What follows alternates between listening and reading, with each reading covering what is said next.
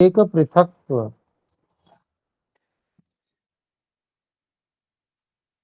इन दोनों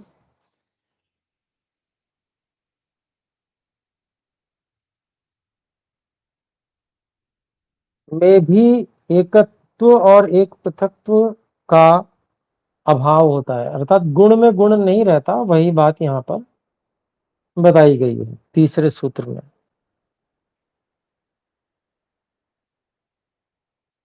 तो इसके भाष्य को देखते हैं। एकत्व एक पृथक्त्वयोः एकत्वैक पृथक्त्वाभावः अणु महत्वाभ्याम व्याख्यातः। ये सूत्र के शब्द हैं, इसको हम यहाँ पर पढ़ रहे हैं। आगे खोलते हैं स्वामी जी भाष्यकार। एकत्वे खलु एकत्वस्य एक पृथक्त्वे च एक पृथक्त्वस्य अभावः अणुत्व महत्वाभ्याम तुल्यः व्याख्यातः वेदितव्यः। तो एकत्व में निश्चय से एकत्व का और एक पृथक्त्व में एक पृथक्त्व का अभाव अणुत्व और महत्व के समान ही व्याख्यान कर दिया गया जानना चाहिए, क्योंकि बिल्कुल समान बात है। आगे कहते हैं यथा यथाणुत्वेणुत्वम महत्वे महत्वम न भवति, अर्थात यथा अणुत्वे अणुत्वम महत्वे महत्वम न भवति गुणे गुणो न भवति इति अर्थः। तो जैसे अणुत्व में अणुत्व और महत्व में महत्व नहीं होता, गुण में गुण नहीं रहता होता, यह अभिप्राय इति अर्थ है, यह अर्थ अभिप्राय है। आगे कहते हैं अथ च संख्या प्रसंगे सूत्र कृदाचार्य एकत्वं परीक्ष्य वीरराम। और संख्या के प्रसंग में सूत्र करने वाले आचार्य कणाद जी एकत्व की परीक्षा करके वीरराम रुक गए। यतो ही एकत्वे परीक्षिते न द्वित्वादि परीक्षणों अपेक्षते, क्योंकि एकत्व का परीक्षण कर लेने पर द्वित्व आदि की परीक्षण की अपेक्षा नहीं होती है। एकैकस्मिन् वस्तुनि खलु एकत्वं पृथक पृथक निधार्य द्वित्वादिकं परिगण्यते। तो कहते हैं एक एक वस्तु में निश्चय से एकपन एकत्व पृथक पृथक अलग अलग धार्य निश्चय करके द्वित्वादिकम परिगण्यते द्वित्व आदि का परिगणन भी किया जाता है। तो वो अगले सूत्र में किया जाएगा। तो ये सूत्र जो है वो बहुत सामान्य सरल सी बात को कह रहा है। जैसे अणुत्व में अणुत्व महत्व में महत्व नहीं रहता, गुण में गुण नहीं रहता, वैसे ही एकत्व में एकत्व और एक पृथकत्व में एक पृथकत्व नहीं रहता।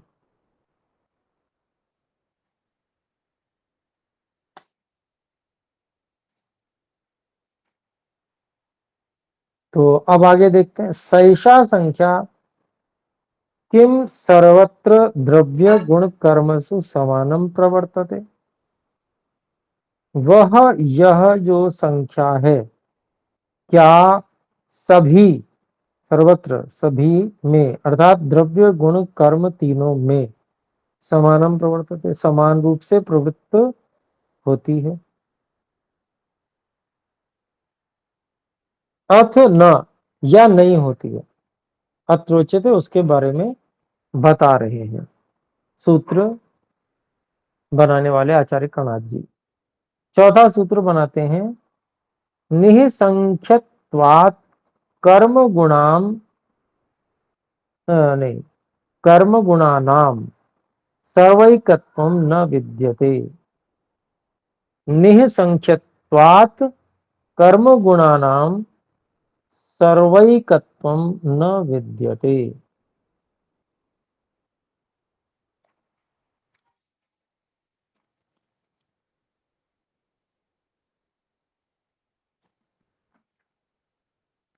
कह रहे हैं निसंख्यत्वात्, कर्म और जो गुण है वो संख्या रहित होने से सभी अर्थात द्रव्य गुण कर्म तीनों में संख्या नहीं रहती है, केवल द्रव्य में रहती है।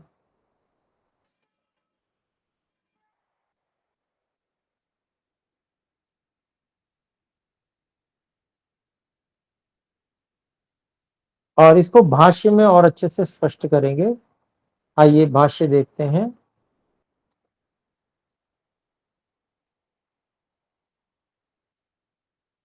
सूत्र के शब्द पहले ले रहे हैं स्वामी जी, कर्म गुणानाम निसंख्यत्वात्। अब इसके विषय में बताते हैं, कर्मणाम गुणानाम च संख्या रहितत्वात्, संख्या गुण रहितत्वात्। तो कर्म और गुण इनके संख्या रहित होने से अर्थात संख्या गुण रहित होने से सर्वैकत्वं न विद्यते, संख्यायाः सर्व समानत्वं सर्वेषु द्रव्यगुण कर्मसु समान वर्तमानत्वं नास्ति। तो बता रहे हैं सर्वैकत्वं न विद्यते इसको कि संख्या संख्या का सर्व समानत्व अर्थात सभी के लिए, अर्थात द्रव्य गुण कर्म तीनों के लिए समान रहना, उसी को खोल रहे हैं। सर्वेषु द्रव्य गुण कर्मसु, सभी द्रव्य गुण और कर्मों में समान वर्तमानत्व, एक समान वर्तमानता नास्ति नहीं है, किंतु नानात्वं भेदः संख्यावत्वम असंख्यावत्वम च भवति। तो कहते हैं लेकिन नानात्व, भिन्न भिन्न प्रकार का होनापन, ये जो भेद है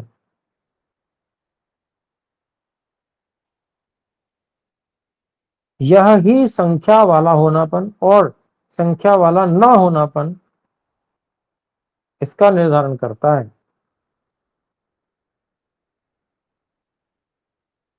तो जिसमें बहुत सारे भेद होंगे उसमें संख्या अधिक होगी, जिसमें नहीं होंगे बहुत सारे भेद वो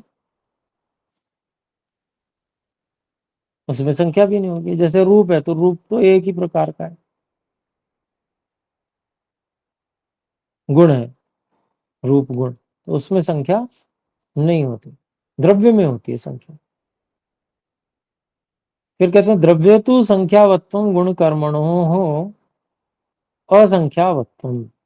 तो द्रव्य में तो संख्यापन है, संख्या वाला होनापन है, गुण कर्म में संख्या वाला होनापन नहीं है। यतो द्रव्येषु ही एकादि संख्या वर्तते, जैसे गुण द्रव्यों में एक आदि संख्या प्रवृत्त होती है, एक द्रव्य दो द्रव्य तीन द्रव्य इत्यादि। तस्याह संख्यायाः गुणत्वात्, उस संख्या के गुण होने के कारण से, तस्याह खलु नहीं संख्या खलु गुण, संख्या क्या है वो गुण है। गुणश्च द्रव्यवर्ती भवति न गुणवती न कर्मवती, वर्ती क्षमा करें, गुणश्च द्रव्यवर्ती भवति न गुणवर्ती न कर्मवर्ती। तो गुण जो होता है वो द्रव्यवर्ती होता है, अर्थात द्रव्य में रहने वाला होता है। गुण गुण में रहने वाला नहीं होता, गुण कर्म में रहने वाला भी नहीं होता। तो ये स्पष्ट बात है।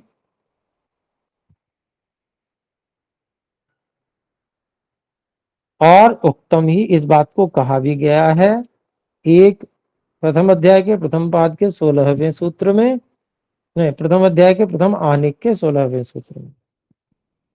द्रव्याश्रयी अगुणवान गुण लक्षण। तो गुण का लक्षण कहा गया है कि वो द्रव्य के आश्रित रहता है, लेकिन अगुणवान, गुणवान नहीं है, गुण वाला नहीं है, गुण उसमें नहीं रहता।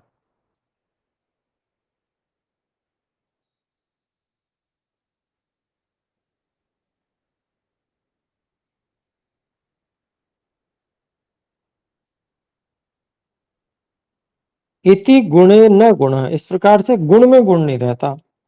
फिर एक एक 17 भी बता रहे हैं। एक द्रव्यम गुणम कर्म लक्षण, एक द्रव्य में रहने वाला अगुणम, उसमें गुण नहीं रहता, ऐसा कर्म का लक्षण बताया गया। इति कर्मणि न गुण, इस प्रकार से कर्म में भी गुण नहीं रहता। संख्यायाः सति गुणत्वे, संख्या के गुणपन होने पर, अर्थात संख्या स्वयं गुण है, स्वतएव गुणे कर्मणि च तद अभाव सिद्ध।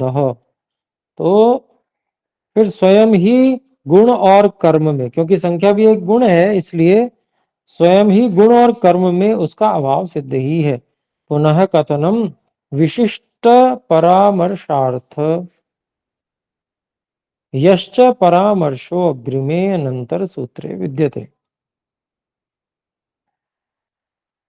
तो कहते हैं कि भाई फिर भी पहले से ही बात सिद्ध थी, फिर भी कहा है, तो विशिष्ट परामर्श के लिए कहा गया है, जो कि परामर्श जो है अगले सूत्र में जो है दिया गया है।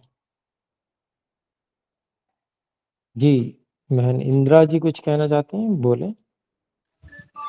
आचार्य जी, जैसे इन्होंने बोला कि गुण में गुण नहीं रहता, तो जैसे अब हम कई बार बात करते हैं ना, गुण है किसी का, कोई स्पेशलिटी अच्छाई है, तो हम कहते हैं ना ये बहुत अच्छा है, ये कम अच्छा है, तो फिर वो तो हो ही गया ना थोड़ा बहुत, तो इसको क्या कहेंगे हम लोग? मीठा है तो बहुत मीठा है, या कम मीठा है, जैसे गुण है मिठाई है, मिठास। सुंदरता है तो बहुत सुंदर है, थोड़ा कम सुंदर है। मैं वो इस मेरे दिमाग में सब उसको थोड़ी तो ये कंफ्यूजन हो जाती है। बहुत और कम ये विशेषण हुए ना। अच्छा, ये विशेषण कहे जाएंगे। हाँ जी, ठीक है जी। ठीक है। तो देखिए, अब यहाँ पर जो है पांचवें सूत्र की भूमिका देखते हैं। ननु कथम उच्यते सर्वैकत्वम न संख्याया।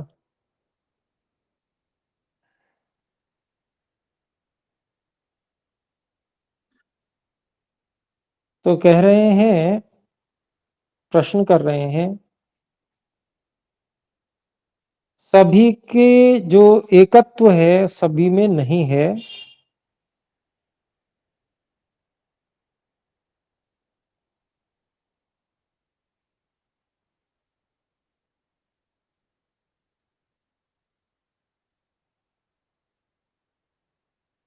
क्योंकि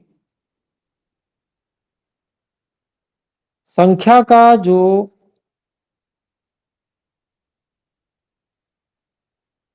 सर्वैकत्वम यहां पर कहा गया, और फिर आगे यही प्रश्न जो अभी बहन उठा रही थी, यावता रूपम एकम रस एक, थोड़ा भिन्न है प्रश्न। कर्म एकम उत्क्षेपणमिति गुणे कर्मणि भानम संख्याया भवति। तो संख्या जो है उसके लिए कह रहे हैं कि भी संख्या अर्थात जो एकत्व इत्यादि संख्या है, वो संख्या मान लीजिए,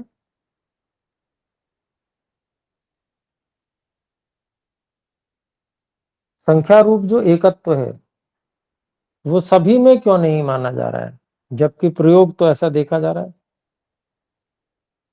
कि रूपम एकम, एक रूप है, रस एक रस है, कर्म एकम एक कर्म है, जिसका उदाहरण भी दे दिया, एक उत्क्षेपण, ये एक कर्म है। गुणे कर्मणि भानम संख्या भवति, गुण और कर्म में भी संख्या का प्रयोग का जो है प्रतीति हो रही है। तो अत्र उच्यते, उसके बारे में उत्तर देते हैं, भ्रांतन तत्,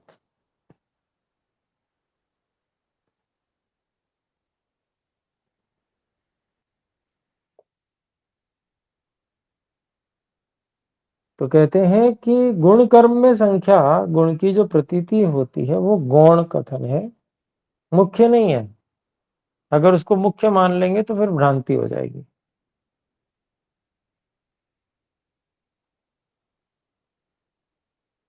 कथन मात्र है, कहने के लिए केवल। बहुत सी बातें ऐसी हैं जो कही जाती हैं और समझा भी वैसे ही जाता है, परंतु वास्तविकता में वैसा होता नहीं है।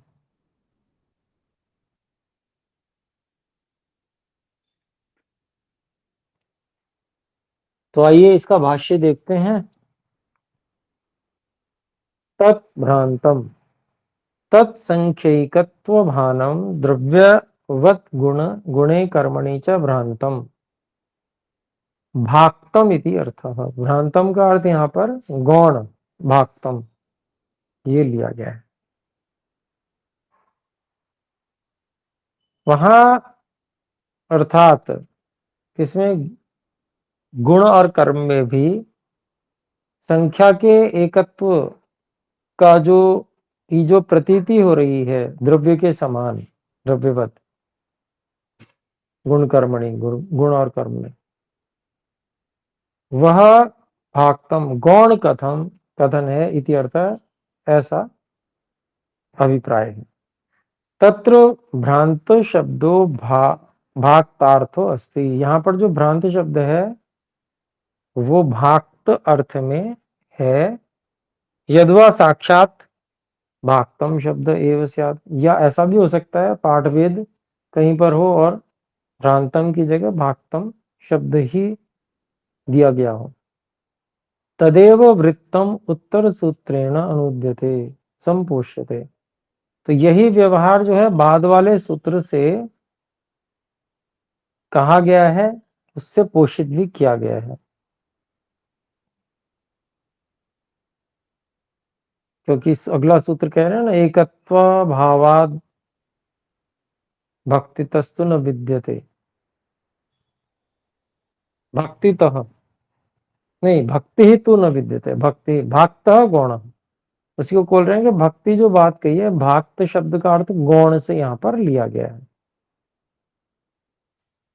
तो संख्या यह द्रव्य वृत्तित्वात्, द्रव्य वर्तमाना संख्या तद्गुणे तत्कर्मणि च प्रतीयते, नहीं स्वातंत्र्येण गुणे कर्मणि वा प्रवर्तते।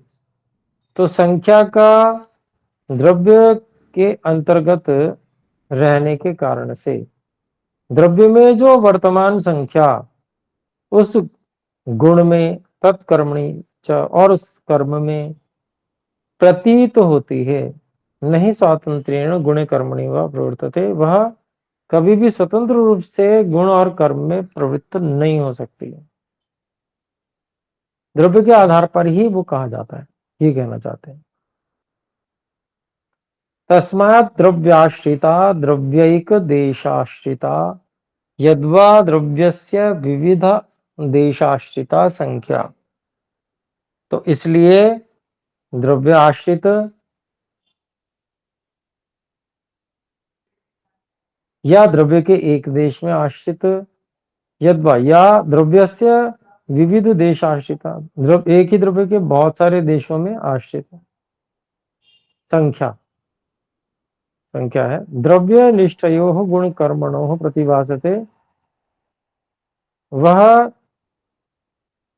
संख्या रहती तो द्रव्य में है लेकिन गुण और कर्म में भी प्रतीत होती है, प्रतिभासते।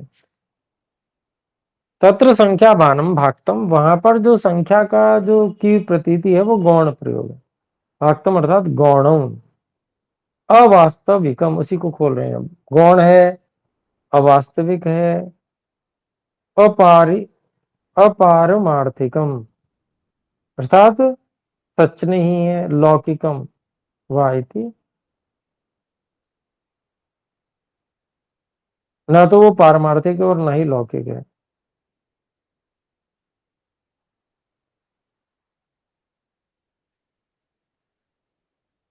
वा इति विजेयम इति विजेयम नहीं दार्शनिकम, ऐसा समझना चाहिए कि भी ये बात जो है दार्शनिक नहीं है, प्रतीत हो रही है तो अलग बात है। प्रतीत जो होता है वो हमेशा सही नहीं होता है, प्रतीत हो सकता है।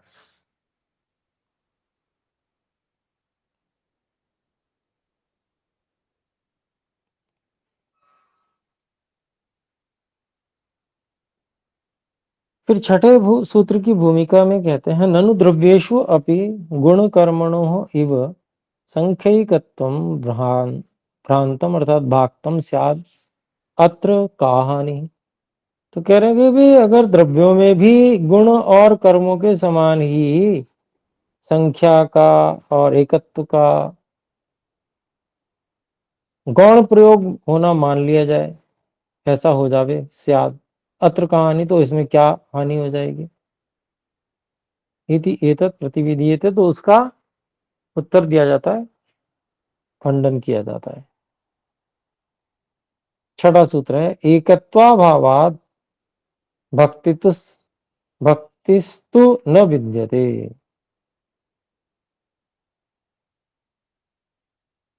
अगर एकत्व का अभाव हो जाएगा तब तो भक्ति ही तु अपि न विद्यते, तो गौणता का भी जो है वो गौणता का भी अभाव हो जाएगा।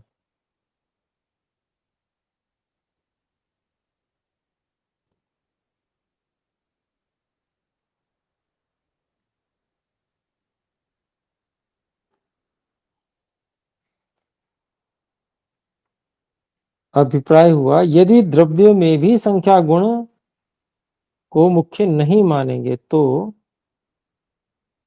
गौणत्व व्यवहार भी संभव नहीं हो पाएगा। मुख्य है तभी तो उसके सहारे से गौण का व्यवहार चल रहा है।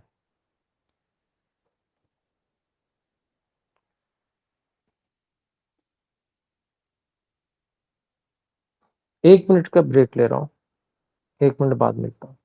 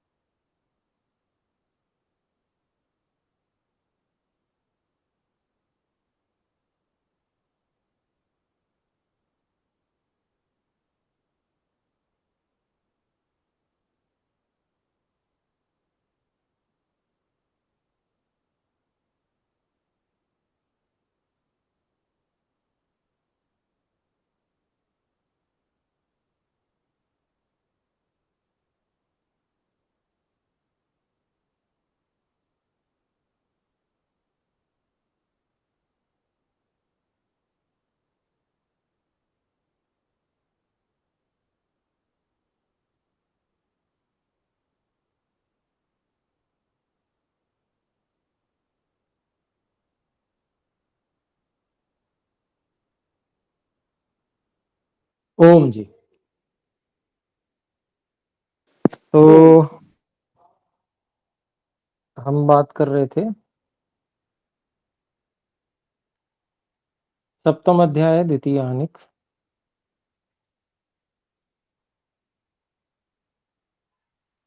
छठा सूत्र।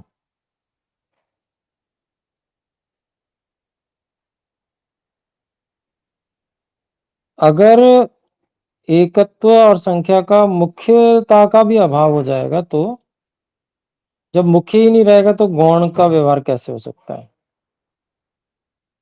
इसलिए ये बात कि द्रव्य में भी गौण व्यवहार मान लिया जाए तो ऐसा नहीं हो सकता। तो यहाँ पर भाष्य देखते हैं, एकत्वाभावात् भक्ति तु न विद्यते द्रव्य गुण कर्मसु यदा संख्या समानत्वाभावः तदा द्रव्येषु संख्यैकत्वस्य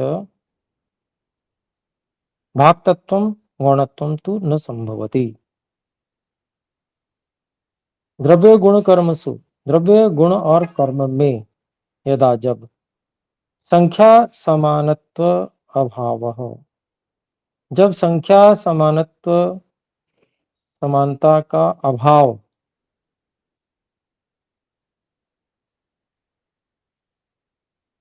हो जाए, तदा तब द्रव्येषु द्रव्यों में संख्याइकत्वस्य भाक्तत्वं गौणत्वं तु न संभवति।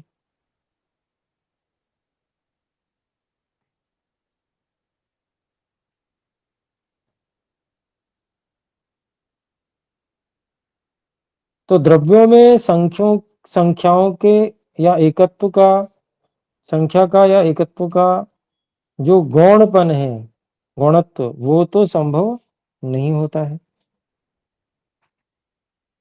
गुणे कर्मणि ही भाक्तत्वम स्यात् द्रव्य न, भाई गुण और कर्म में गौणपन हो जावे परंतु द्रव्य में नहीं।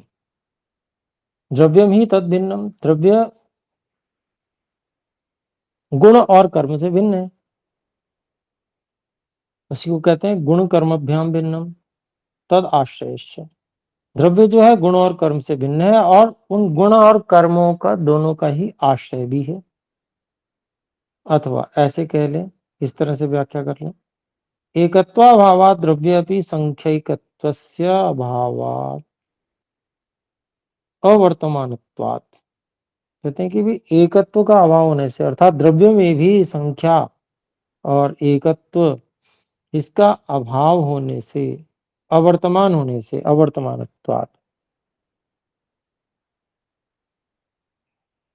भक्ति ही भाक्तत्वम न संभवति, गौणपन संभव नहीं होता है। आगे कहते हैं, समझा रहे हैं, भाक्तम ही गौणम ज्ञानम, भाक्त क्या है अर्थात गौण ज्ञान है, भानम वा या प्रतीति है, तदा वक्तुम शक्यते, इस गौण ज्ञान का या प्रतीति को तो तब कहा जा सकता है, यदा क्वचित तद वास्तविकम मुख्यम वा भवेत्, जब उसका कोई वास्तविक या मुख्य ज्ञान हो कहीं पर, तभी किसी चीज को गौण कहा जा सकता है, प्रतीति कहा जा सकता है। मुख्य ही नहीं है, वास्तविक ही नहीं है, तो फिर प्रतीति कैसे, प्रतीति भी नहीं हो सकती। आगे कहते हैं, द्रव्य गुण कर्मणि तु अर्थ पदानी, द्रव्य गुण कर्माणि, द्रव्य गुण कर्माणि तु अर्थ पदानी तत्र द्रव्यम स्वतंत्रम। तो द्रव्य गुण और कर्म जो हैं वो अर्थ पदानी अर्थात पदार्थ हैं, अर्थात कोई पद है और पद के लिए एक नियत अर्थ भी है, इसलिए पदार्थ है। तत्र द्रव्यम स्वतंत्रम, उनमें से जो द्रव्य है वो स्वतंत्र है, गुण कर्मणि परतंत्र है, और जो गुण कर्म है वो दोनों परतंत्र हैं, अर्थात द्रव्य के पर आधारित है, आश्रित है। द्रव्य तंत्रे, वो द्रव्य के तंत्र में है, द्रव्य के अधीन है। आगे कहते हैं, गुण कर्मणोस्तु वास्तविकेन मुख्येन संख्यैकत्वेन भवितव्यमेव न, गुण और कर्मों का तो वास्तविक रूप से, मुख्य रूप से संख्या और एकत्व नहीं होना चाहिए।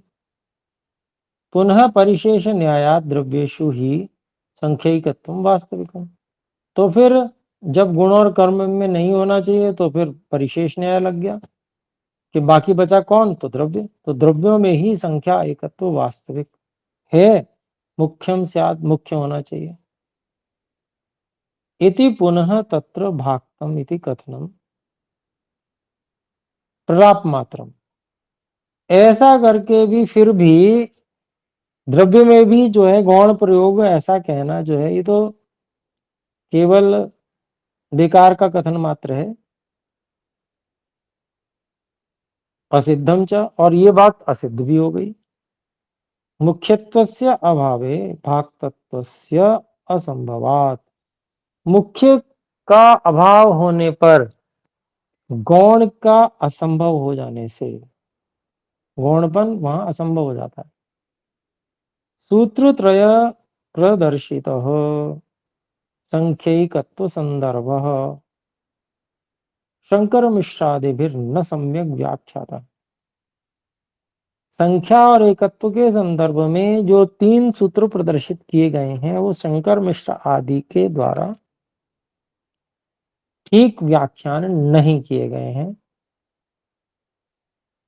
तो ठीक किया है नहीं किया है, तो उसके लिए जिसको संशय हो इस बारे में तो वो शंकर मिश्र आदि की टीका जाके देख लें।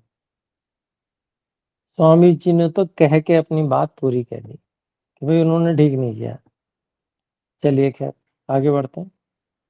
तत्रैव विशिष्ट वृत्तम प्रतिपाद्यते, उसी विषय में विशेष जो व्यवहार है उसका प्रतिपादन किया जाता है। 7वें सूत्र में कार्य कारण योर एकत्वैक पृथक्त्वाभावाद एकत्वैक पृथक्त्वं न विद्यते।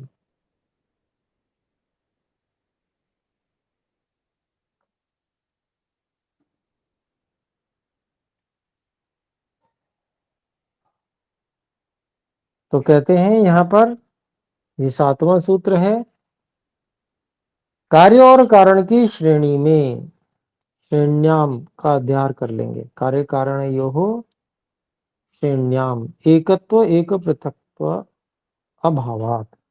तो कार्य और कारण की श्रेणी में, सूची में एकत्व और एक पृथक्त्व का अभाव होने से एकत्व और एक पृथक्त्व स्वसदृश गुण के कार्य कारण नहीं होते। ऐसा गुण गुण गुण से गुण कभी नहीं बन सकता, तो इसलिए वो कार्य कारण भी नहीं बनते। कौन? एकत्व और एक पृथक्त्व दोनों ही, क्योंकि गुण है इसलिए गुण गुण का कभी कारण नहीं बनता है।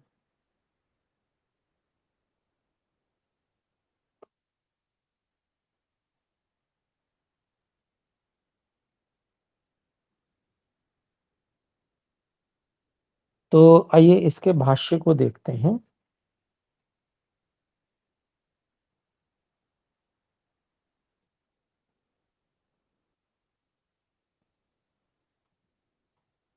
कार्य कारणे च, कार्य कारण कार्य श्रेण्याम, कार्य और कारण में और कार्य श्रेणी में, कार्य की सूची में, कारण श्रेण्याम और कारण की सूची में, खलु एकत्वस्य एक पृथक्त्वस्य च अभावात्, निश्चय से एकत्व और एक पृथक्त्व इन दोनों का अभाव होने से, असंभवात न संभव नहीं होने से, एकत्वम एक पृथक्त्वम च कार्यम कारणम च न भवति। तो इस कारण से एकत्व और एक पृथक्त्व जो है वो कार्य और कारण नहीं होते। न कार्यम भवति न कारणम भवति, न तो वो कोई कार्य बनते हैं और न कभी कारण बनते हैं।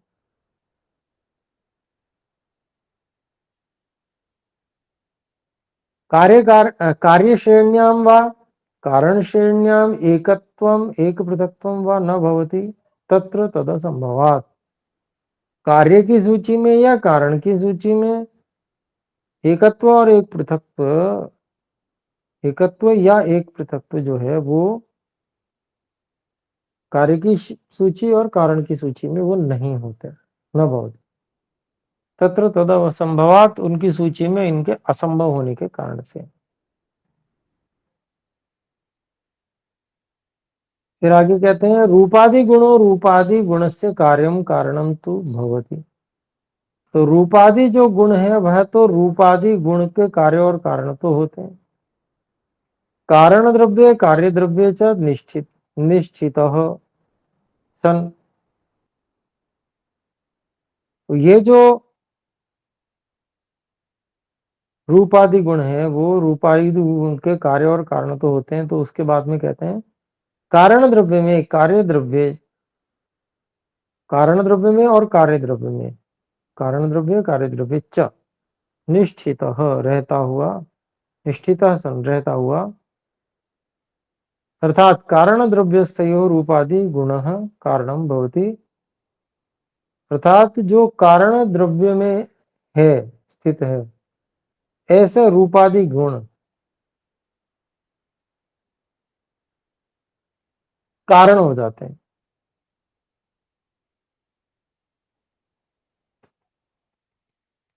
कार्यद्रव्यस्थस्य रूपादि गुणस्य तथा कार्यद्रव्यस्थो रूपादि गुण कार्यम भवति,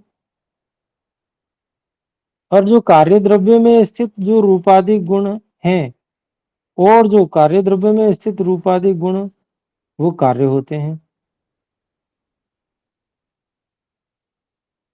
कार्यम भवति वो कार्य होता है। कारण द्रव्य स्थित रूपादि गुणस्य, क्यों, जो कारण द्रव्य में जो स्थित रूपादि गुण है वो कार्य द्रव्य में जो रूपादि गुण है उनका कारण हो जाता है।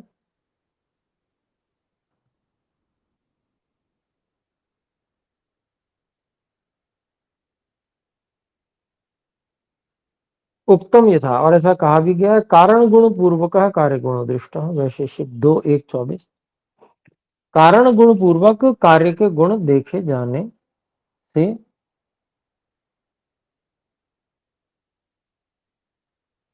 परंतु एकत्वम एक पृथक्त्वम च गुणः कारण द्रव्यस्थः, लेकिन जो एकत्व और एक पृथक्त्व जो गुण है वो कारण द्रव्य में स्थित कार्य द्रव्यस्थो वा सन अपि, या कारण द्रव्य में या कार्य द्रव्य में रहता हुआ भी कार्यम व कारणम न वा न भवति, कार्य या कारण नहीं होता है। ये तो ही अनयोः कार्य कारणयोः पारस्परिकी कार्य कारण संभावना नास्ति, क्योंकि इन दोनों कार्य और कारण में जो आपस में कार्य और कारण की संभावना नहीं है।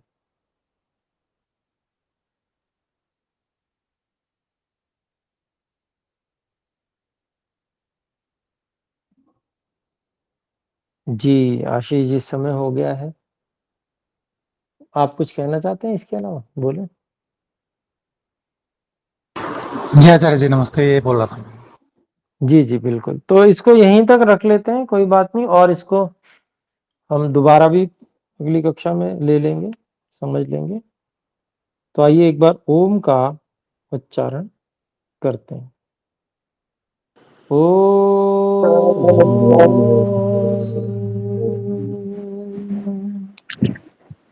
सभी को सादर नमस्ते जी। सादर नमस्ते।